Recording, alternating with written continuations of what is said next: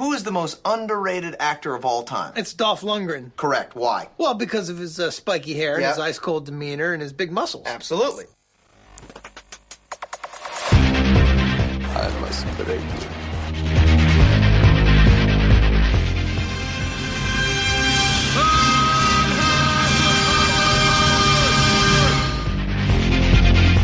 The guilty will be punished.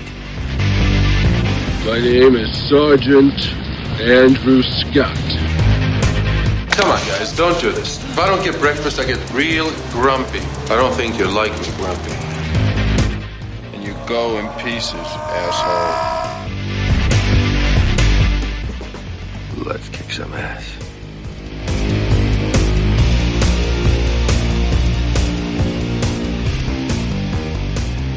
Hello and welcome back to I Must Break, this podcast, the fan podcast looking at the cinematic career of action legend Dolph Lundgren. On today's episode, we're getting in the festive Christmas spirit and discussing one of Dolph's more recent efforts, Pups Alone. In this family-friendly Christmas comedy, Dolph plays Victor Von Manure. Yes, you heard that name right. An inventor working for a pet supply conglomerate who hires two bumbling thieves to steal his neighbor's new high-tech invention just before the holidays.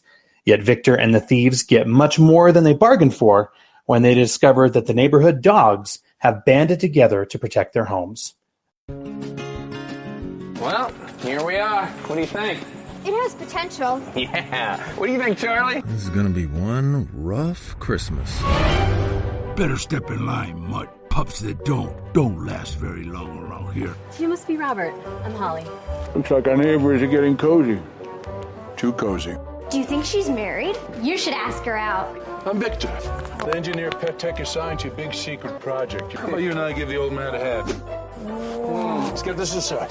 What do we have here? Oh, it's just a prototype and not a very good one. Hopefully, when it's all done, it will decipher a dog's thoughts into words. A canine translator. That's brilliant. Precisely.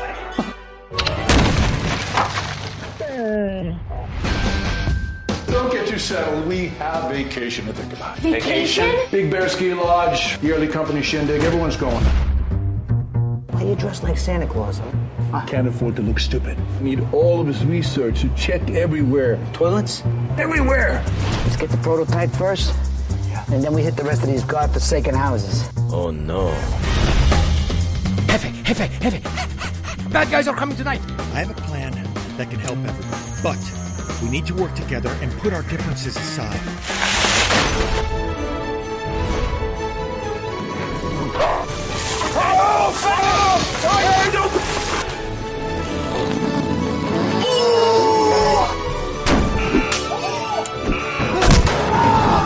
That's it.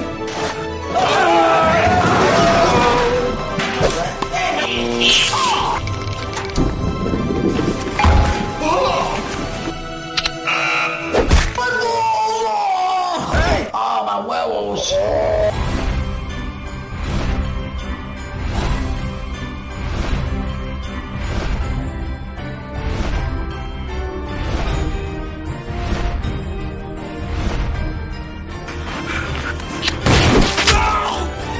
Done an amazing job with Jenna. She's incredible. She is. She's everything to me. You guys are the worst bad guys ever. Is that all you got, Pup?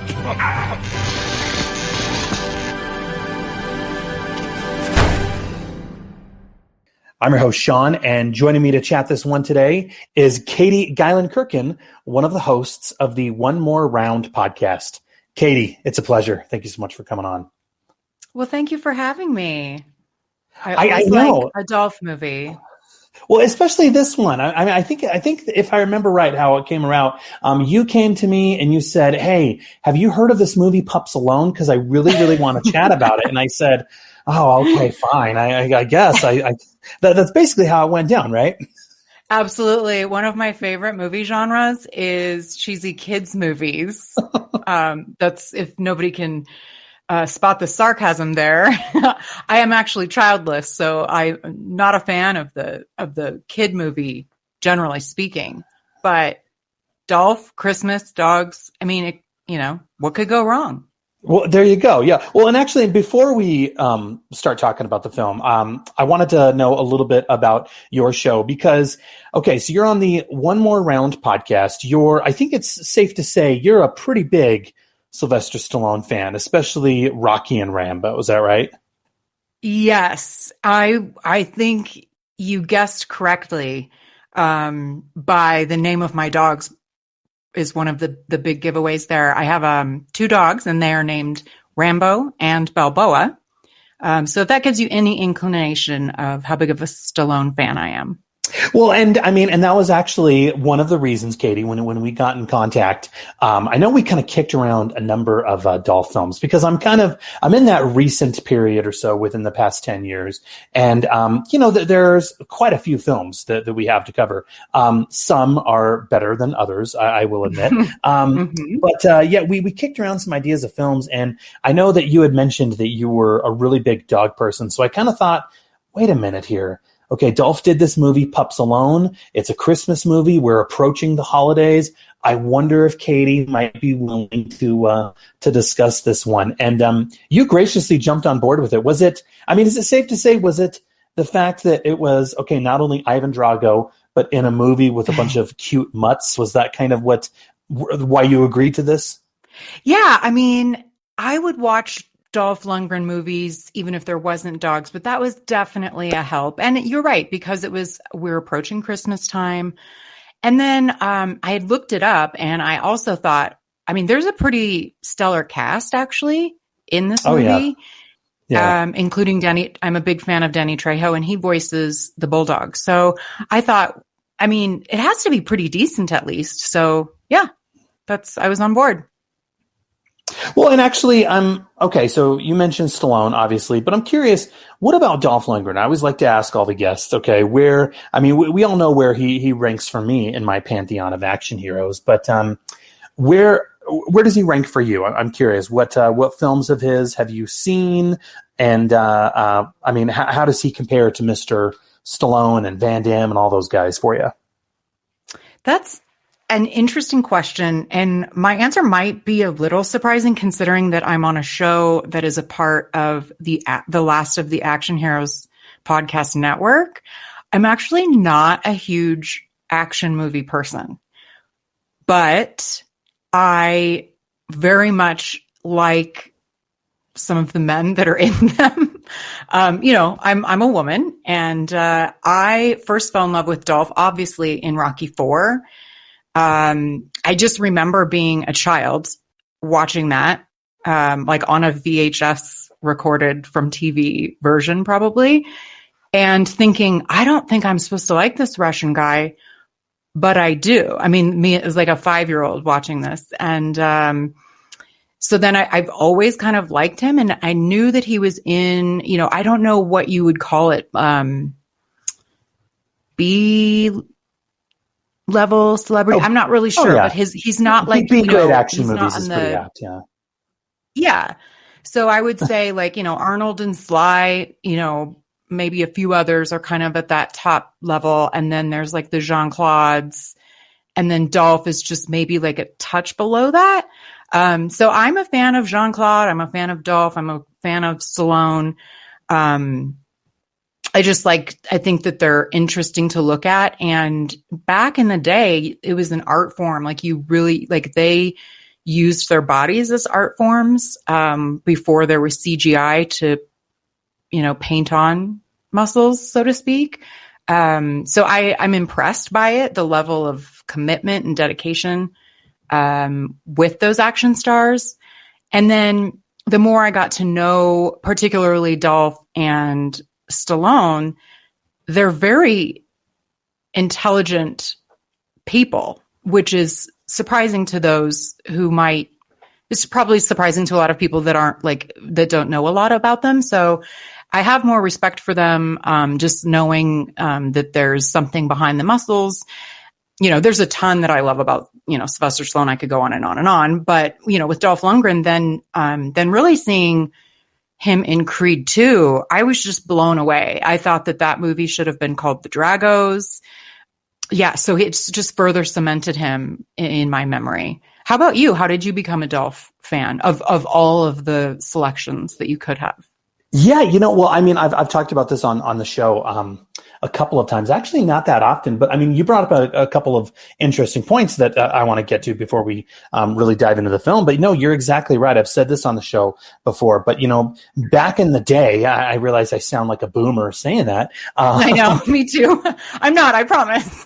No, but what's interesting is, yeah, you're exactly right. Before Marvel, okay, and Disney took over the box office as we know it, these were our superheroes. Okay, Dolph and Arnold and Van Damme and Stallone. I mean, these were these guys. I think it was on a previous episode a number of years ago, but one of my guests referred to them as rarefied beings. Okay, I mean, these were our superheroes, and it's just kind of interesting how when the superheroes finally came in and started getting their own films, it was pushing these guys, okay, who actually had the physiques and not the padded costumes and whatnot, kind of pushed them out. You know what I mean? And so, yeah, you're exactly right. And I'm right there with you. I mean, obviously I am a little biased toward, considering the nature of the show, obviously. But, my favorite Rocky film of all of them was easily Rocky IV. And a lot of that was because of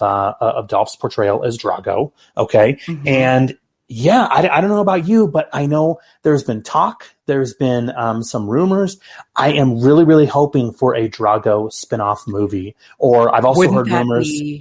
Oh, and I think everybody wants it. And I know there's kind of some bad blood right now between the owners of Rocky and Stallone. And a lot of people are thinking, well, Dolph shouldn't do it if Stallone isn't supportive of it. But I'm thinking to myself, like, come on, that could be a really fantastic opportunity for Mr. Lundgren. And he's not getting any younger. Let's be honest. He's not getting any younger. So I feel like Stallone is at a point in his career where he's doing just fine. And I know that Dolph is probably doing just fine as well. But I mean, this could really, really open some more doors for Mr. Lundgren, I think. So hopefully they're able to kind of figure that out and get the ball rolling on that. I couldn't agree more. I mean, I think that people, like you said, people are eager for it, especially, it's like kind of like strike while the iron is hot, so to speak, a little bit. And yeah, he is not getting any younger, is he? No. Well, if we look at this particular film, I mean, yeah, we can call this our Christmas episode. So congratulations, Katie, you're on the first the first ever Christmas episode of the show. I don't know if you're wearing a Christmas sweater or kicking back some eggnog or not. I have red on. Does that count? So yeah, no, that counts perfectly. Well, I mean, if we look at this particular film, I'll give you a little bit of background on it. To be honest, I didn't even think when I first started the show up, I didn't even think that I would be covering this film. To be perfectly honest, I really didn't even think it was going to see the light of day. Okay. I think I kind of directed you to this before we started chatting, but this movie was actually filmed in 2017. And it was one of those films that I remember when it was being filmed, I was kind of in disbelief, like, what? Like, Dolph is really doing this? Oh, okay. Because it just looks and feels like one of those Hallmark Channel Christmas movies. You know what I mean? Exactly. It has that. Yeah. It has that same kind of cheap direct-to-video quality and texture about it. And so I was thinking, okay, in my mind, I was thinking, well, eventually we're going to see it dumped on Hallmark. Years went around. It was not. Okay. It was still kind of sitting there in post-production. I was able to speak with the director of this film, Alex Merkin, actually a couple of times. He directed one film with Lundgren called Altitude, and then obviously this film. And I spoke to them a couple times to the podcast and was like, dude, you filmed this movie in 2017. It's not out yet. It finally did get released last year in November 2021. And I asked him what was the holdup for it. And his response in so many, there were a number of reasons, but one of the things he said is that they had spent all this time trying to line up the voice casts for all of the dogs in the movie. And that could very well be true. However, I don't know about you, but I think it's also clear that they didn't know how to edit this movie together and make a coherent product. There are at least 3 different storylines going on in this movie. This film is crazy. I mean, it's sort of like that game or that activity. It's like playing telephone, but with the script. It's like, let's everybody start, or I'm going to start with my notebook. write a piece of the story, pass it along to the next person. They're going to write a piece of the story. And it very much is a discombobulated series of scenes. And it was really long. Yeah. You're exactly right. This film, I mean, when you look at it at the conceit, at the general conceit, it's basically Home Alone, but with dogs. Okay. Oh, the hilarity, I think we can say. But this should easily be an 85-minute movie, in and out. And this film is an hour and 47 minutes. They could have easily cut 20 minutes from this film, but there are scenes. I wrote a few of these down. I don't know if you noticed them or not, but there are so many scenes in this film that just go on and on and on. You can feel that the actors were all improving, and maybe Alex Merkin wasn't yelling cut. But I mean, it is just it's kind of excruciating in some parts. Yeah, I felt that way in several places as well. I probably couldn't name the scene. I mean, most of them really. And it's like they tried to fit way too many, of your standard Christmas movie storylines, or just movies. It's like the dead mom raising the kid, the dad's raising the kid alone, getting the, single neighbor lady together with the dad, and then their respective dogs are together again too. And, and then you have a company retreat.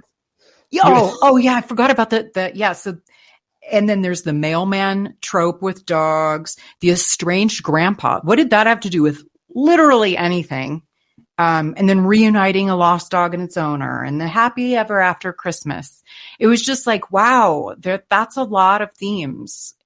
That is a lot. No, yeah, that you're exactly right. I mean, you said a lot there. That is so much to put into what is essentially a Hallmark Christmas movie. I mean, man, yeah. I actually wrote these down. I'm glad that you brought them up, but I mean, we're kind of going all over the place here, but I mean, look, there are so many pointless scenes that just go on and on and on. We're going to get into Dolph here in a minute, because obviously I'm a little biased about him, but I think he is without a doubt the best part about this movie. Would you agree? At first I was like, oh, I don't know.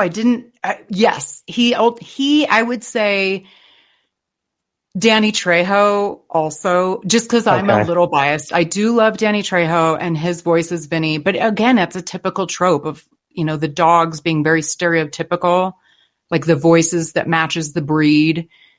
Like the Basset Hound was like a slow speaking old Southern person. And you know what I mean? Like the Bulldog is Danny Trejo, and the Chihuahua, Rob Schneider, is the Chihuahua, like using sort of like a Cholo voice, it's just very typical stereotypes, I guess. Dog father? You really call yourself that? I don't. They do. Meet my crew. Keywood. My crew. That's 2 words.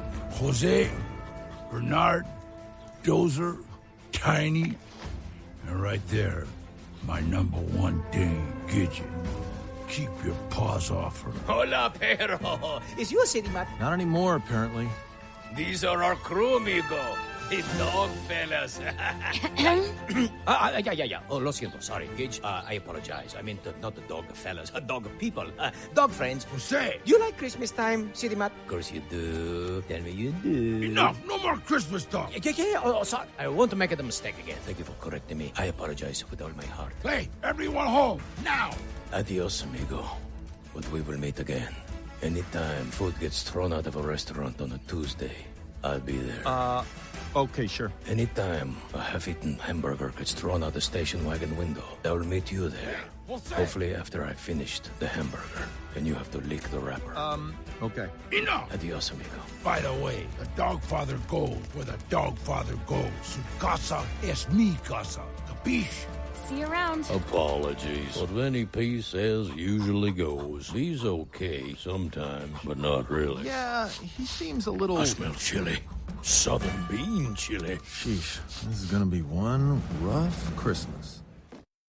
Well, yeah, I mean, okay, so, I mean, before we get to the dogs, I mean, I just want to say there are so many scenes that just go on and on and on, and you're just wondering, like, wow, this thing sat in post-production for over 4 years.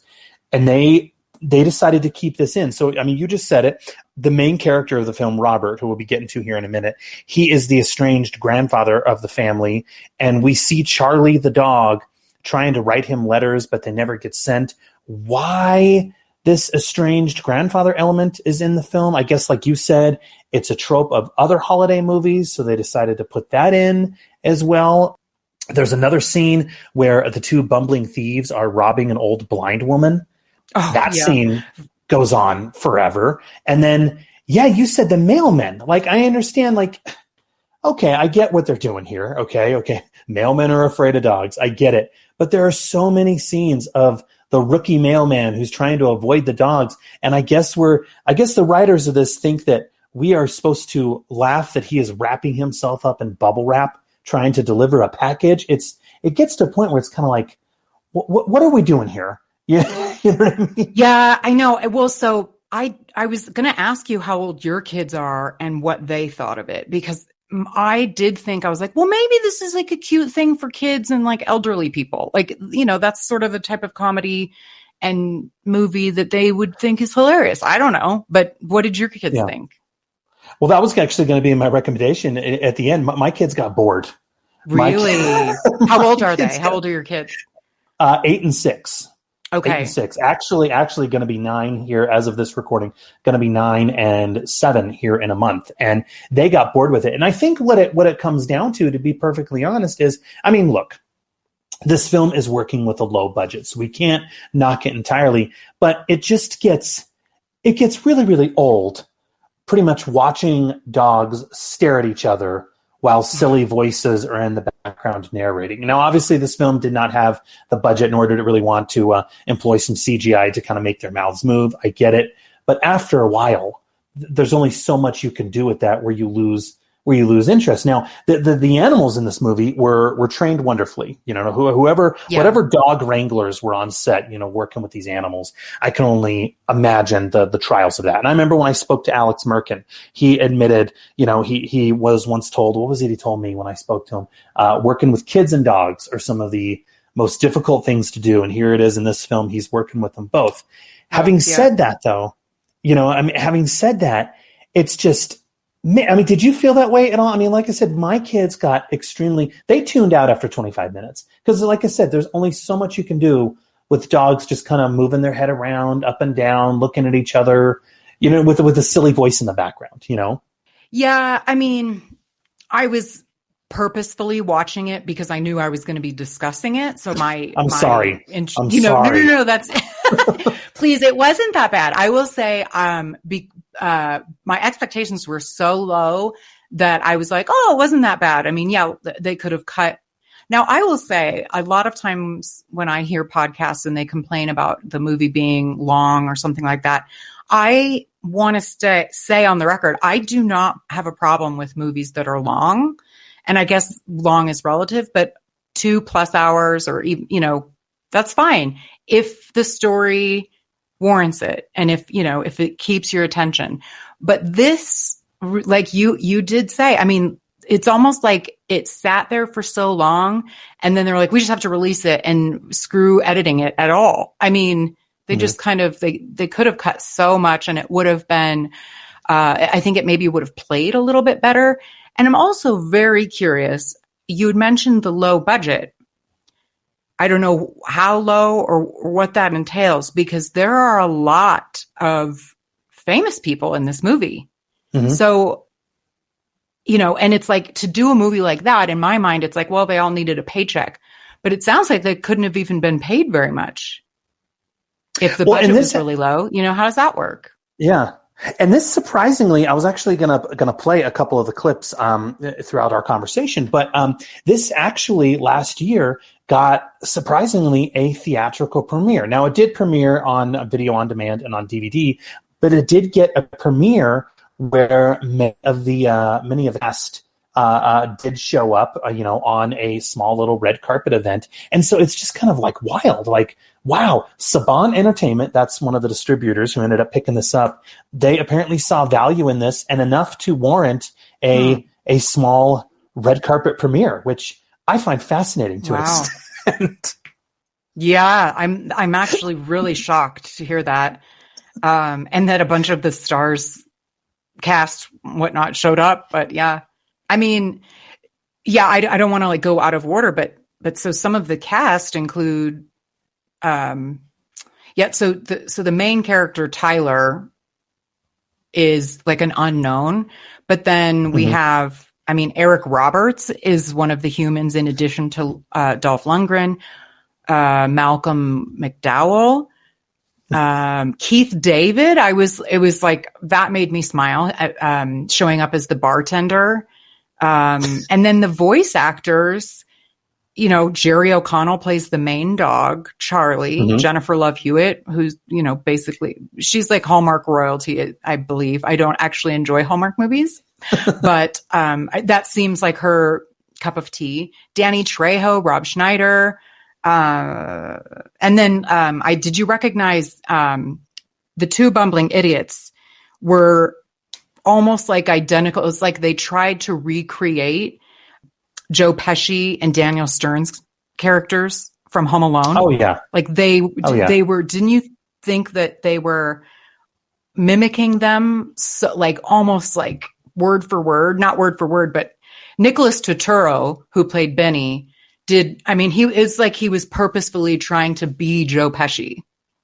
Oh yeah. Yeah. And actually I had some thoughts that I wanted to get to regarding the, regarding, I guess if you want to call it, the final assault at the end where the dogs get revenge on these guys. I wanted to get your opinions on that. But okay, before we get to there, I mean, look, we already kind of talked about it. This particular film, yeah, it has so many different plot threads, okay, going throughout it that I wrote some of these down so just we can keep track of them. Okay. You have a widowed father. Okay. His daughter and their dog, Charlie, move towns and try to get reacclimated to their new neighborhood. The dad, his name is Robert. He's played by Tyler Hollinger, I think is how you say his name. He is this inventor for a pet company called Pet Tech. And apparently, this is interesting to me. Apparently Pet Tech they have all of their employees live in like this neighborhood compound. I don't know if some companies do that, but okay, that's interesting, I guess. I thought that was interesting as well. Yeah. So, okay. We also have the other storyline. Two of his neighbors and colleagues. We have the attractive Holly, who Robert's daughter is immediately eager to set her dad up with, almost awkwardly so, I think. And then we have, Dolph Lundgren's character, Victor. Okay, so he's our main antagonist. He is a conniving employee of Pet Tech who's, I guess he's been with the company for over a decade, and he's been trying to move up the corporate ladder. And then he sees that Robert's latest invention is a canine translator, which is basically just the device from the movie Up. I thought that was, that was pretty funny, which Victor immediately wants for himself. Well, and just while we're on this neighborhood and Victor finding out about that invention, apparently the house that Robert and his daughter Jenna move into with their dog Charlie, that is across the street from Victor's, apparently Victor used to live there. And the company, Pet Tech, like kicked him out to across the street for someone else to move into. I just thought that was really unnecessary too. Like the houses are almost identical. It's not like one of them is better than the other. It was silly, or I don't know. I just thought that was, again, something that could have been cut. What was your take on that? That was my next point, which was it was amazing to me. So here's one of the multiple issues I have with this film, are pretty much the opening 20 minutes. Okay, the opening 20 minutes are so crazy, okay? So, for one, the film oddly starts with Robert and his daughter in their old home, okay? Now, we've seen these type of tropes before. You already mentioned it, okay? The widowed father who's moving with his kid, we will say, to a new home, okay? Any other movie, any other film would have started with them either A, in the moving truck on their way to the new destination, or the film would start with them, unpacking the moving truck and moving into their new home. Okay. I mean, we've seen this before. And so it's just so odd that it spends all this time in their old home for them to just suddenly get in this moving truck and then move. Okay, so that's time right there. And also what the film does is it uses these animated comic strip sequences to kind of help progress the narrative. Now, I'm an amateur illustrator myself, I'll admit. So on one hand, not anything amazing, but on one hand, I will say, okay, they look a little kind of cool. I mean, they do in a weird kind of way. They do kind of add a little bit of production value to the film to where you look at them and you're thinking, okay, that's kind of nice. But on the other hand, I mean, you just said it, so much exposition and information is provided through these still cartoon frames where I was like, what is happening? So in one of these stories, you just said it, is we find out, first of all, we find out that Robert's a widow. Okay, that I can go with that. But then it later goes on to show us background on Victor and some crazy incident that occurred with the CEO and an exploding toilet. It's like, and this is all done through these comic strip sequences here to the point. And again, you're barely 25 minutes into the film. Yeah. And you're wondering what is this?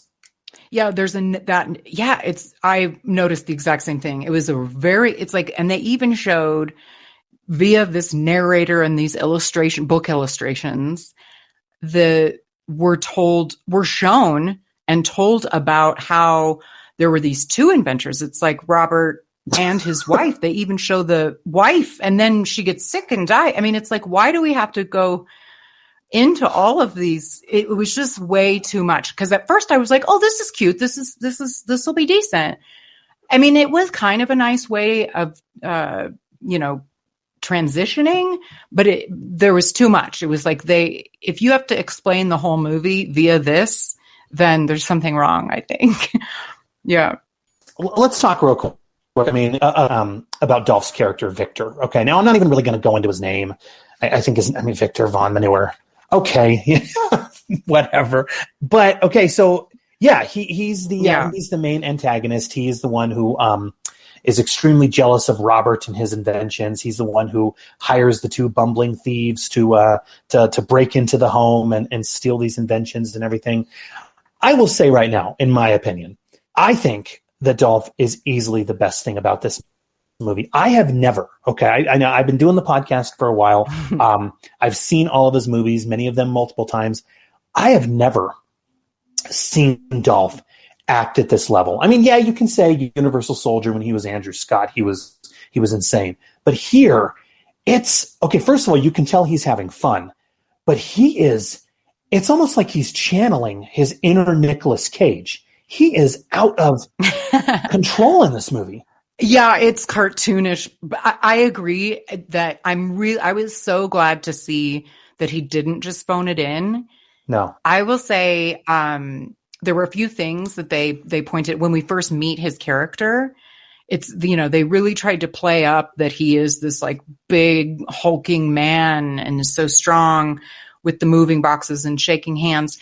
But it seemed odd to me because he wasn't that he wasn't really built like he is in a lot of other movies. Yeah. He was just sort of like, I mean, he's a tall man, but he was just sort of like I don't know. I thought that was kind of strange because he wasn't that like built and like we normally see Dolph. He looked more like a normal, like cool, like, oh wow, look at the neighbor. I mean, he's very unique looking. Yeah. Dolph will turn. He's not like he's Dwayne Johnson. I mean, right? I mean, yeah. I wasn't explaining it very well. And ordinarily, one of my favorite things about Dolph Lundgren is his hair. Not necessarily in Rocky IV, but like he has great hair. And I was like, there's something a little off. I just remember when we first meet him, I'm like, I don't know if this was around that, like his body didn't seem like it normally is. And I don't know when he got his hip surgery, if it was around this time or not. But that was one thing I noticed. But they always have him in interesting outfits. Yep. And then his hair I was like, what's with his hair? It was like curly on the top. It's perm. And only later I about died because I couldn't. There's a scene later in the movie. This is the one thing I actually like laughed at like out loud. There's a scene later when they're at the ski lodge and he's in his room again in like a coordinated like sweatsuit. And he literally has those old-timey curlers in his hair. And I was like, that's why his hair looks weird. Oh, I literally laughed out loud. What did you think of his hair? Like, well, again, that was weird. Like, a character choice, but it was a funny moment to me, like one of the only like truly funny moments. Well, it almost feels like it's maybe for like a different movie. I mean, you can tell that they're trying to do so much with this character here. Okay. I mean, there's a scene where he's polishing his trophy or whatever. And apparently he's also a talented painter.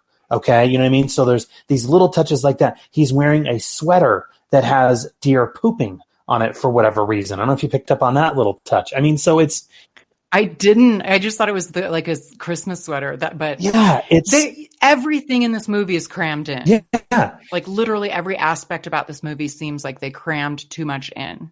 Well, and so this all shifts to the two distinct narratives of the film, I think we can say. Okay, so I think we can kind of classify these into story one and story two. Story one is where all the pet tech employees are off on a company retreat at I guess it's like a ski resort lodge. Okay. And then story two, we have the subplot about the dogs. Okay. All of these animals are at home alone. Okay. And Charlie is getting acclimated to his new surroundings as well as the group of neighborhood dogs.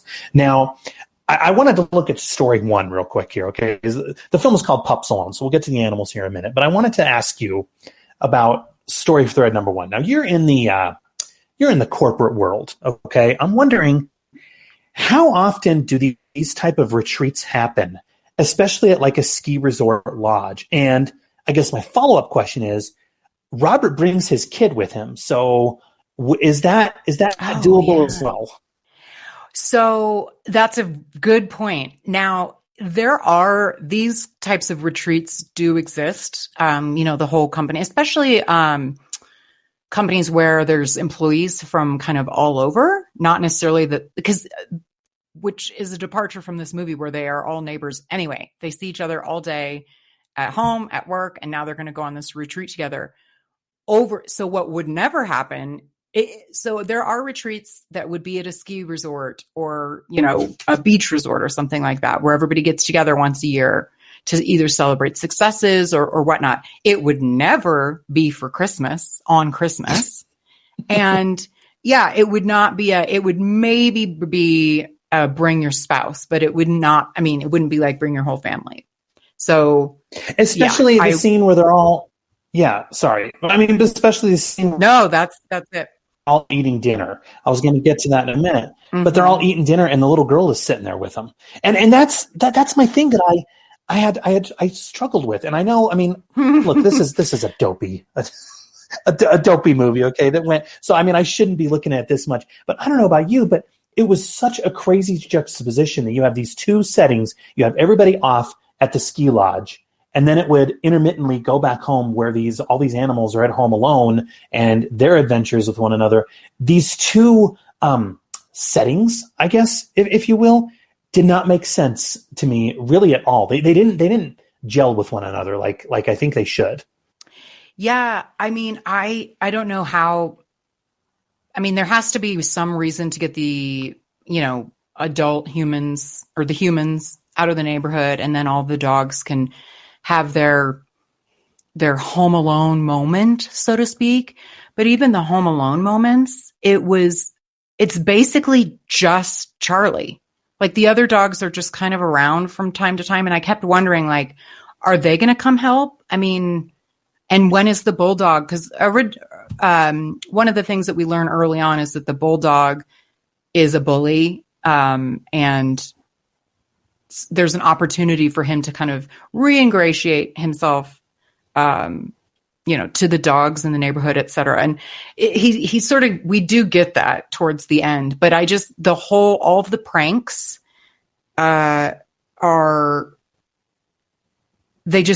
they go on forever and ever. Yeah. And it's basically just Charlie doing them. And every now and again, you'll see some of the other dogs doing something, but I just didn't think that all of the other dogs were really doing that much, or did I miss it? No, look, I said that I would get to the final assault, and that's an excellent segue. So I wanted to get your take on that real quick. Okay. first of all, like we said, the dogs are all speaking with one another. So that this is where our voice cast comes in that you already mentioned earlier. Yet, like we talked about, it doesn't have the budget to kind of do the CGI to have some moving dog mouths. So instead, the dogs are just kind of staring at each other as the dubbing steps in to kind of progress these conversations. But where it gets interesting is, okay, so Benny and Lenny break into this house, okay, and the dogs all band together to fend them off using all of Robert's inventions. So again, it's pretty much Home Alone with dogs, but that conceit, those events really only take up about maybe 15 minutes of the movie. And so the traps, like you said, go on way too long. I mean, the traps are basically, if we just break them down, at least the ones that I remember, we have a flatulent dog. Okay, that joke goes on forever. We have a misplaced bowling ball. We have a machine that saran wraps one of the thieves. Why this thief doesn't just step off of the rotating pedestal and just keeps standing there as he's getting tied up is amazing to me. But so, okay. Yeah. Let me get you. I mean, it was like Benny and Lenny had to try really hard to be the butt of these jokes. Meaning, it's almost like they're purposely stepping into the trap. Yeah. And so I wanted to get your take because I did watch. It's interesting. It's kind of coincidental how this came about, but I did watch the original Home Alone with my kids again a couple weeks ago, and with those films, I mean, yes, they're ridiculous. We can say it. They're also 30 years old. But what's interesting about them is, okay, those burglars you do care about to an extent, and those traps in a really weird way kind of all make sense. You know what I mean? I mean, you kind of have to, it takes a bit of a leap of logic, okay, but they do kind of make sense. So I wanted to get your take. Why is it that a film like, and I guess, okay, it's not fair to compare a film that was written by John Hughes with a film that was directed by Alex Merkin, but I'm curious, why is it that it works in a film like Home Alone, and for this particular film, which is pretty much using the exact same setup and everything, only instead of a rambunctious, precocious kid, we have rambunctious, precocious dog. Why do you think that works in something like Home Alone? And here, you keep checking the clock. You keep pressing the pause button, figuring out how much time is left. Wow. Very good question. I hadn't really thought, to be honest, like how to pinpoint it. It's really, I guess, just the quality of the pranks or it's a combination. It's just it's everything. I don't know. It's the story, it's the writing, it's the directing, it's the we don't care. We know it's coming. We don't really care. We're not curious to see what the next thing is. I think it's just a quality issue all around. What do you think? I agree. I think it's a quality issue. Because you could argue and you could say, well, no, Pups Alone does spend the necessary amount of time introducing the two burglars like Home Alone did. But I don't know. I almost kind of wonder if it's because with Home Alone, you have so much time being spent with Macaulay Culkin, right? You know what I mean? So you kind of get attached to that character to where when he is setting up the traps, you're engaged and you're with it and you're invested, as opposed to this film, all this time is spent at the lodge. And then when it comes back to the dogs, you forget about those characters. You know what I mean? And then it bounces back and forth. I mean, I think that could be one reason. I don't know. Yeah, I really wish I had a better answer for that, but it's just like everything is just lesser. Despite I think the casting is pretty good. I think everybody does an adequate job, an adequate or better job. It's just not set up well. It's budget, everything. Now, I'm so glad that you brought up the gadgets, the inventor portion of it. Now, was there a movie immediately when I saw all of that, them setting up and showing all of his inventions and stuff? There was a movie we're probably similar in age. Was there a movie from our childhood that you hearkened back to? I'm curious if we have the same. Did you think of anything? I immediately thought of one. Well, I mean, you could argue and you could say some of those gadgets are similar to what Data concocted in The Goonies, I guess. Only, yeah, his were, he was more like a James Bond. Yeah, where he had them all kind of on his body. That's a good one. I hadn't thought of that. Yeah, no, what were you thinking of? I was thinking Honey, I Shrunk the Kids. Honey, I Shrunk the Kids. Do you remember those movies? Yes. Yeah, Rick Moranis and... Yeah, and I remember, yeah, if I remember correctly, in the opening scenes, it was like the dog's method of getting his breakfast and everything. Yeah, you're right. Yeah, it was just all of his inventions. And yeah, and then, thinking through all of the them jamming a bunch of themes in, I guess if I were to describe this movie to someone, I would say it's Honey, I Shrunk the Kids meets My Girl meets Home Alone meets 101 Dalmatians and on and on and on and on. I mean, it's sort of like they're just like making a stew of movies. Yeah, they really are. Yeah. I like you mentioned, I like how you mentioned the telephone game. It kind of reminds me of a game that I've played with students before, where one student grabs a slip of paper and starts the story, passes it to the student behind him. The student continues that story, passes it to the next student. You know what I mean? Yeah. Like it's like that's what they did with the script. Is that what a Mad Lib is, or is that something different? It's like they Mad Lib. Mad Lib is. It's funny. I've heard that Home Alone 2 is pretty much the equivalent of Mad Libs, where Home Alone 2 pretty much took the template and the script for the first one and just changed it. So instead of a house, it's now New York City. Instead of the creepy old man, it's now a creepy old homeless woman with birds on her. You know what I mean? Got it. So that's Mad Libs. Well, you mentioned Eric Roberts. I wanted to get to there real quick. We get some interesting cameos that pop up in here. Eric Roberts, like you said, shows up as the CEO of Pet Tech, who joins his employees on this retreat, proving once again that Eric Roberts will show up for anything as long as the money's right. I know you're a fan of Danny Trejo, but Danny Trejo is the same as well. I think if there's a check with enough zeros, exactly. But that's what I'm saying. The cast of this would make you think that it had a bigger budget. Well, and I'm convinced that when Eric Roberts showed up on set, I'm convinced that he ad-libbed a good portion of this, because he gets 2 lines of dialogue in this film that I admit are kind of funny, but I'm convinced were ad-libbed. Okay, so there's one scene where he shouts, "Okay, let's get drunk," and I'm almost for certain that was ad-libbed. Yeah, I mean, maybe that was his deal. He's like, "I'll show up for a half a day, and I'm gonna do whatever I want," and that's the deal. Yeah, And there is another scene. Okay, and I'm convinced that this was ad-libbing. But there's a scene where they're all playing board games for whatever reason. I didn't understand this part either. This is that script element that I think was written by one of the students that was thrown into the stew. But they're all playing board games for whatever reason, and Dolph is like ultra competitive. He's wearing a bandana, and he's just being competitive about playing like kid games. Like I think that was one of the games was Mousetrap. And then Eric Roberts, as they're doing this, he pokes his head in and he goes, "This is so stupid." And you're kind of thinking to yourself, yes, Eric Roberts, it is, isn't it? But you got paid for this.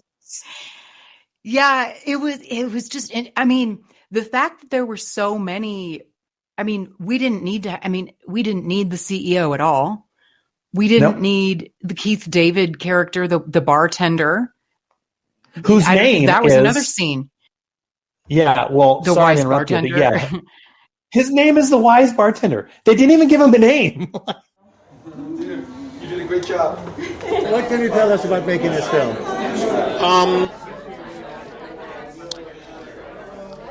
I had a job, and therein was some fun. But because I get to be sort of the voice of reason, and so there's a pivotal point which my character turns the plot, and that I love that. because it's an important message about home and family and holidays. It's Christmas.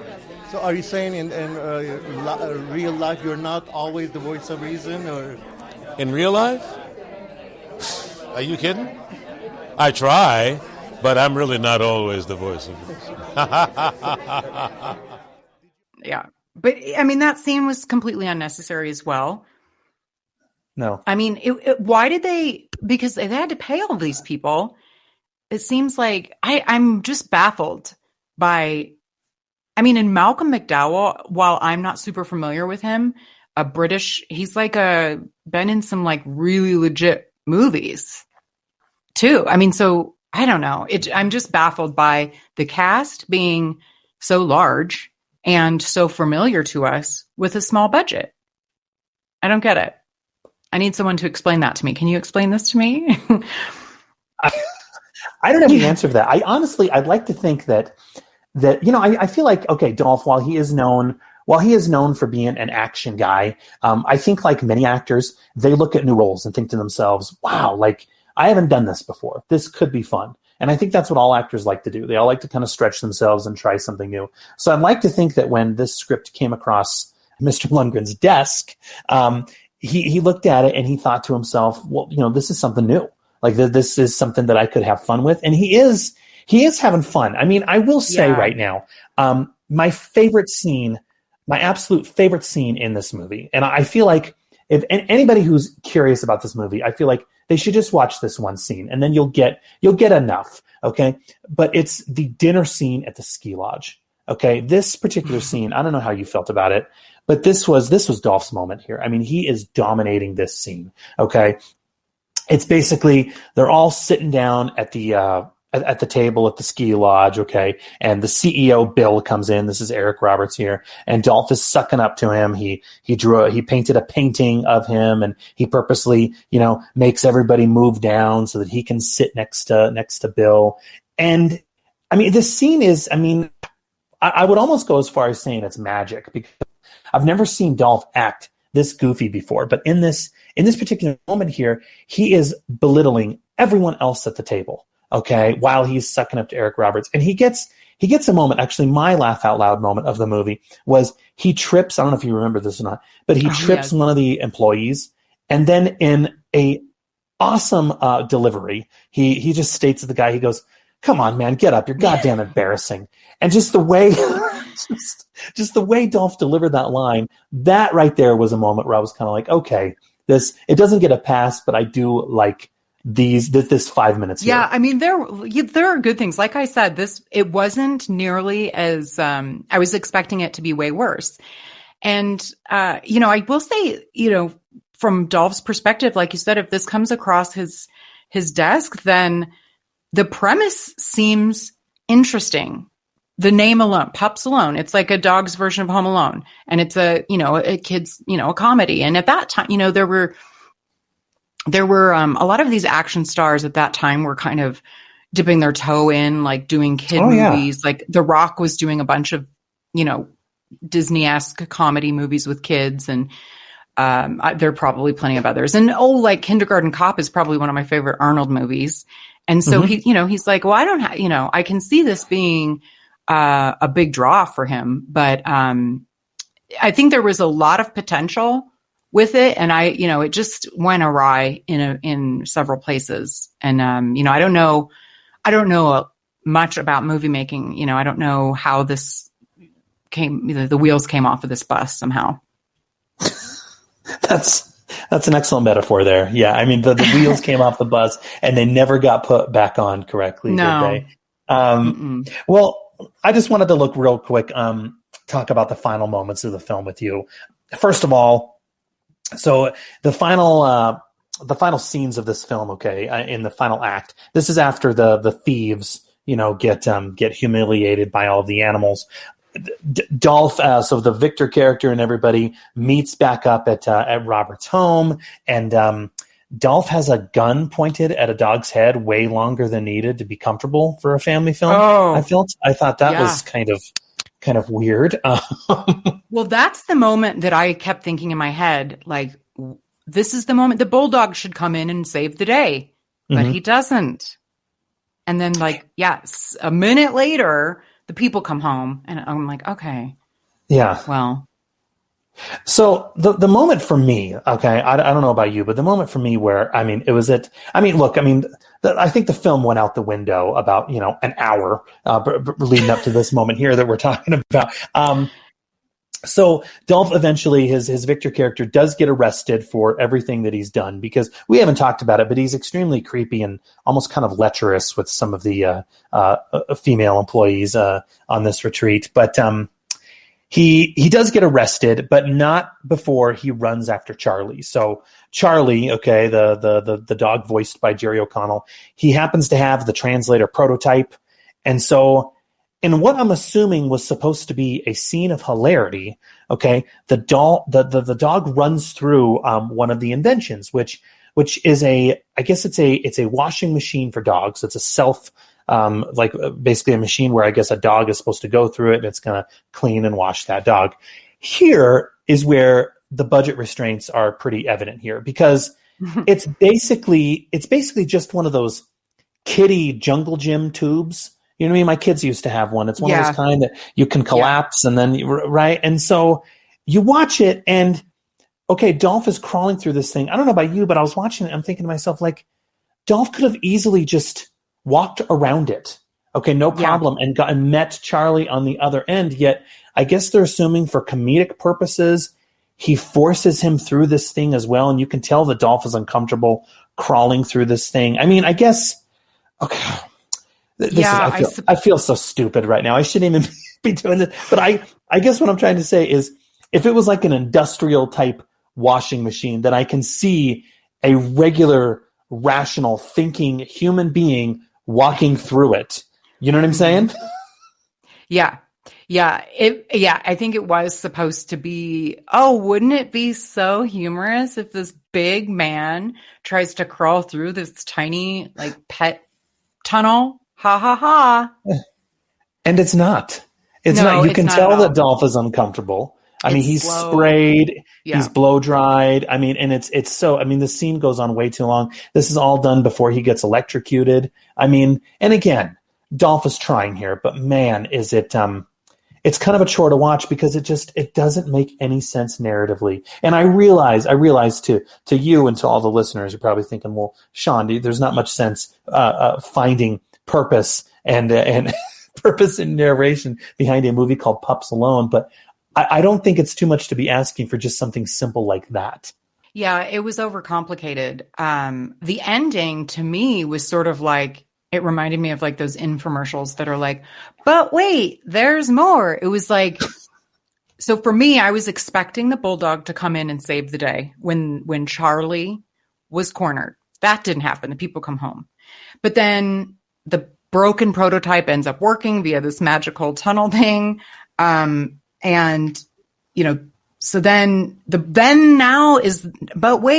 the bulldog comes in, who is, what's his name? Vinny, voiced by Danny Trejo, is Victor's dog. And he sort of convinces him to be better, and it's sweet. And and then I thought, that's a pro for the movie. That's better. That's a better place for the bulldog to come in. But it was sort of but wait, there's more moment. And then it goes on and on. It was it had 4 endings. And then there are these cops that come in. They're, again, too many people. There were these 2 detectives, I guess. They were non-uniformed policemen that arrest him. And boy, what an odd choice for the detectives. Where did they get those dudes from? It's hard to explain to the list. It was one of them was I thought that too. Haired, what? Why did they need to be a part of this at all? And because then there's a uniformed policeman escorting him to the police car. It's hard for me. I can't even remember exactly, but I just remember thinking, I mean, it's like, did you just go next door to the laundromat and pick these two guys up, or I what? think I was wondering the same thing. Yeah, one of the detectives is like this. He's like this overweight, doughy guy. Which, I mean, look, it's totally fine if that's how someone is. But he has like long, slicked back hair, and he's like unshaven with a bit of a goatee. And it's like, okay, maybe if you were looking for like a character to play like a mobster or something like that, fine. But I thought the same thing. It was like, man, did they just go outside and say, hey, do you want to be in a movie? And, you know what I mean? I thought the same thing. I don't know. It was like somebody involved in this movie was like, I want every character to have this immense backstory and blah, blah, blah. Like I said, I mean, really, there is not a single element of this movie that didn't feel like it was crammed with too much. And were you like me? Were you a little surprised that it didn't end with that that animated sequence or whatever? I was convinced. I thought it was just so odd that for the first 15 minutes of this film, it's going to have all of those various animated still sequences. And then I was convinced that it was going to end in the same way to kind of provide a bit of a bookend. But no, instead, it should have. Instead, we get this close up of like a CGI snowflake that's falling down. Because again, it's Christmas. That's fine. But I just thought that was kind of odd as well. I was kind of like, back to the lab. Why don't you guys edit this some more? Okay. Yeah. Well, and then it's like the love interest, this Holly person who Robert. So Holly is one of the people who works at this corporation and is the neighbor who has the identical female version of Charlie, Gidget, voiced by Jennifer Love Hewitt. And so that's where the 101 Dalmatians comes in. It's like, okay, now they're both like happily ever after, literally like a day after they met, like spending Christmas together, and like the two dogs and Holly and Robert together. And it was just like, of course. Again, 4 endings they had to this movie. Well, okay, so we're at the end. Okay, again, Katie, I got to give you a huge thank you. Thank you so much for. I mean, man, what as I said to you earlier, but you really jumped a grenade. I mean, you jumped not even a grenade. I mean, shoot, it was the equivalent to that bomb that Rambo dropped in Rambo 4. Remember that leveled the entire forest. You did that here for me today, so thank you. Oh, no. Now, granted, this is not my cup of tea, but that's okay. It's Christmas time. Dolph Lundgren, Danny Trejo, dogs. It's all good. Yeah.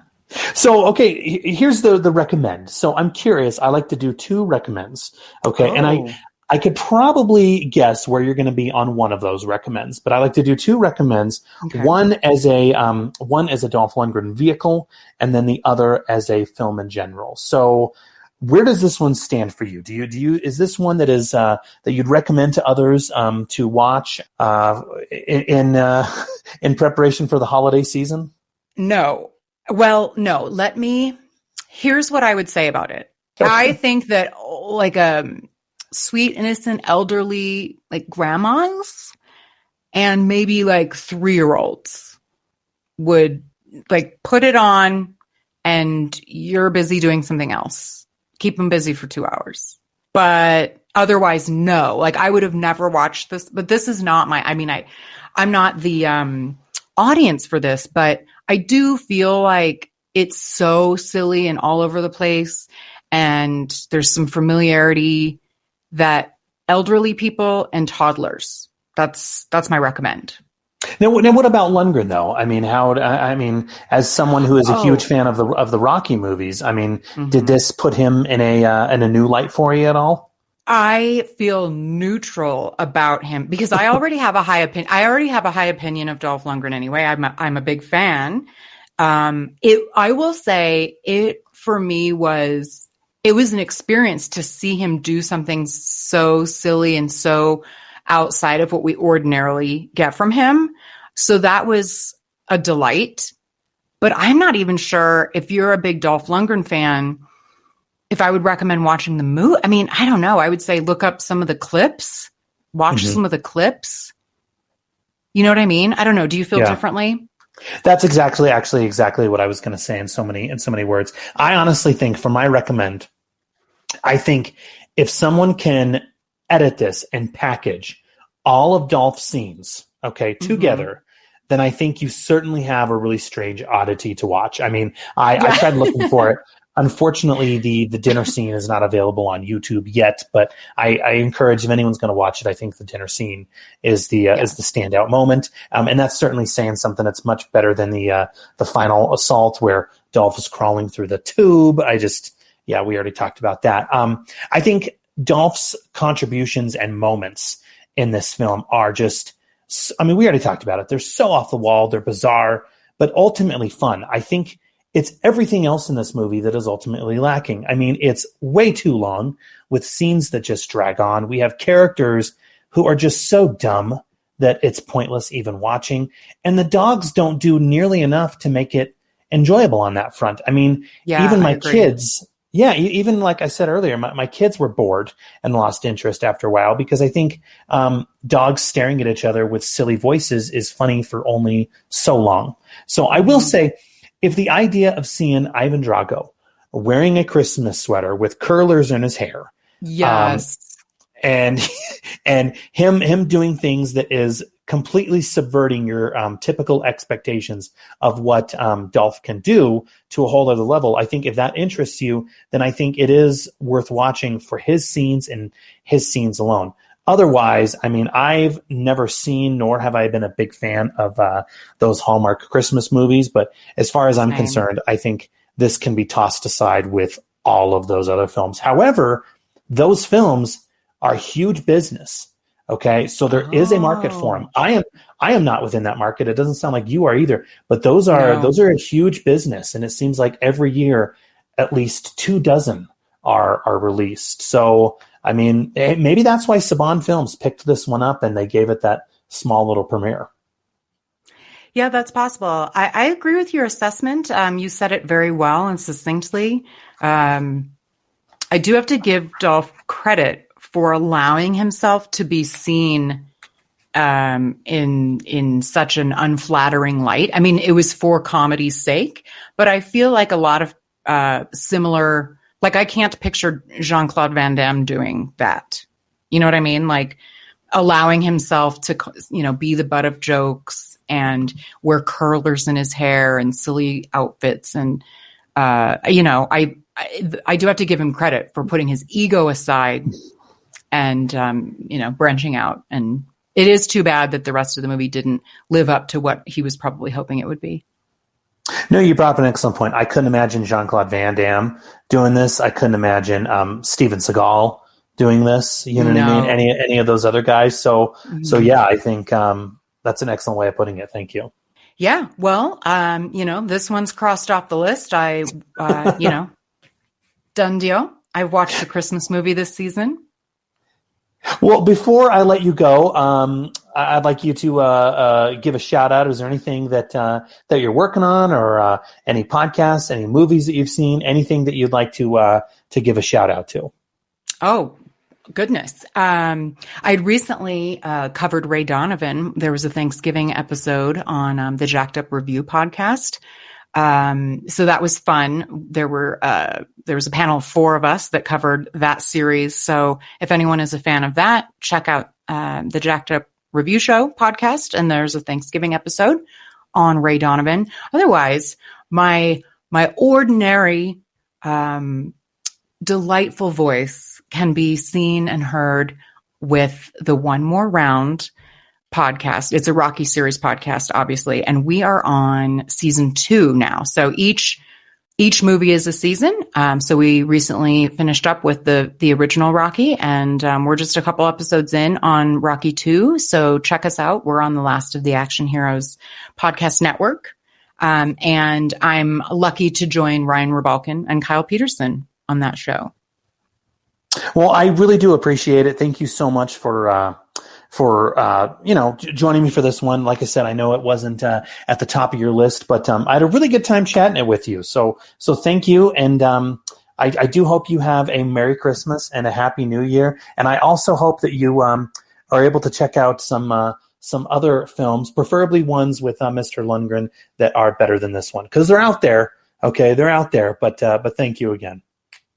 Well, thank you so much for having me, and you have a Merry Christmas too. All right. To everyone out there who is listening, please feel free to rate and review the show on iTunes, Stitcher, or wherever else you go to subscribe. We always appreciate the reviews. And have a Merry Christmas, and we'll see you all next time on I Must Break This Podcast.